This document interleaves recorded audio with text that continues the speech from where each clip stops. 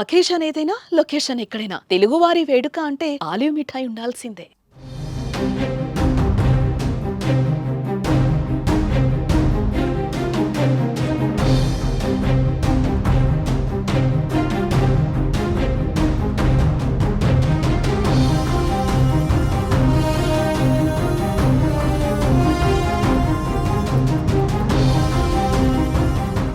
నటి మంచు లక్ష్మి ఈడీ విచారణ ముగిసింది. నిషేధిత బెట్టింగ్ యాప్లకు ప్రచారం చేసిన వ్యవహారంలో విచారణకు హాజరైన మంచు లక్ష్మిని అధికారులు పలు ప్రశ్నలను సంధించారు. బెట్టింగ్ యాప్ల నుంచి తీసుకున్న పారితోషికం, కమిషన్లపై ఈడీ అధికారులు మంచు లక్ష్మిని ప్రశ్నించినట్లుగా తెలుస్తోంది. ఇప్పటికే ఈ కేసులో నటులు ప్రకాష్ రాజ్, విజయ్ దేవరకొండ, రానాలను ఈడీ అధికారులు ప్రశ్నించారు. ప్రకాష్ రాజ్ ను 6 గంటలు, విజయ్ దేవరకొండను 4 గంటల పాటు విచారించారు.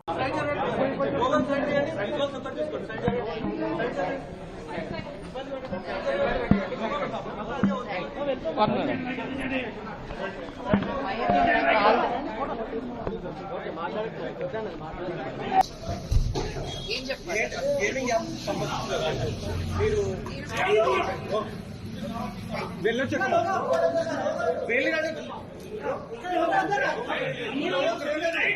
Where do I go from? Daristara. Hi, good morning.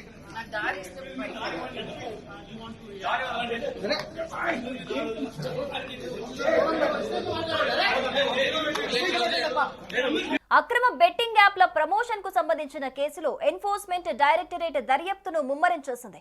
ఈ కేసులో భాగంగా నటి మంచు లక్ష్మి ప్రసన్న హైదరాబాద్ లోని ఈడీ కార్యాలయంలో విచారణకు హాజరయ్యారు. ఉదయం సుమారు 10:30 గంటలకు ఆమె బషీర్బాగ్ లోని ఈడీ ప్రాంతీయ కార్యాలయానికి చేరుకున్నారు.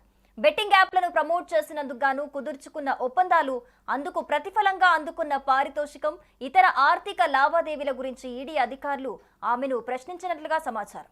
ఈ కేసుకు సంబంధించి మంచు లక్ష్మి నుంచి అధికారులు వాంగ్మూలాన్ని నమోదు చేశారు. మంచు లక్ష్మిని ఈడీ బృందం దాదాపు 3:30 గంటల పాటు విచారించింది. ఈ సందర్భంగా తన బ్యాంకు ఖాతాలకు సంబంధించిన 5 ఏళ్ల లావాదేవీలను ఈడీ అధికారులకు లక్ష్మి అందించారు. విచారణ అనంతరం మీడియాతో మాట్లాడకుండానే మంచు లక్ష్మి వెళ్లిపోయారు.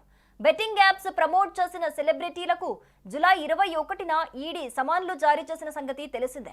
ఈ కేసులో జూలై 30న ప్రకాష్ రాజ్, ఈ నెల 6న విజయ్ దేవరకొండ, 11న హీరో రానా ఈడీ ముందు హాజరయ్యారు.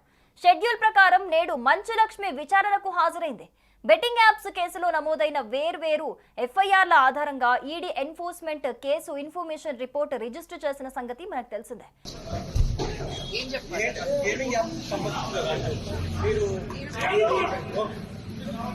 వెళ్ళొచ్చు.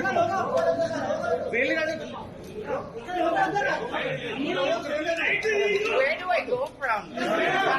Daristara. Hi, good morning.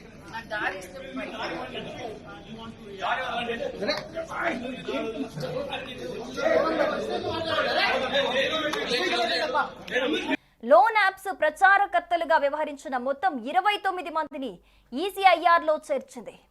మరోవైపు ఈజీగా డబ్బు సంపాదించొచ్చు అంటూ సోషల్ మీడియాలో పలు ఆన్లైన్ గేమింగ్ యాప్లను ప్రమోట్ చేసిన పలువురు సినీ, క్రీడా ప్రముఖులను ఈడీ నోటీసులు జారీ చేసింది వాళ్ళకి.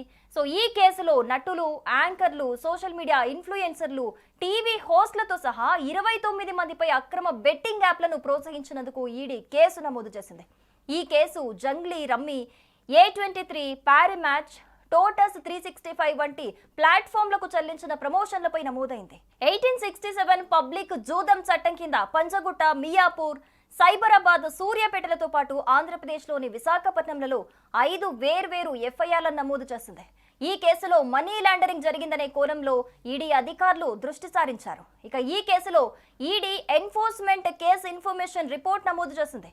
ఇందులో భాగంగా కేసులో ఉన్న నిందితులను వరుసగా ఈడీ విచారిస్తోంది. సుమన్ టీవీలో మీ పర్సనల్ అండ్ బిజినెస్ ప్రమోషన్స్ కోసం కింది నెంబర్ కి కాంటాక్ట్ చేయండి. డ్రగ్స్, గంజాయి లాంటి చెడు వ్యసనాలకు దూరంగా ఉండండి. తాత్కాలిక ఆనందం కోసం జీవితాలని నాశనం చేసుకోవద్దు. డ్రగ్స్ విక్రయాలు, దందాలు నిర్వహిస్తే 180059969969 టోల్ ఫ్రీ నంబర్ కి కాల్ చేయండి. డ్రగ్స్, గంజాయిని నిర్మూలిద్దాం, భవిష్యత్తును కాపాడదాం.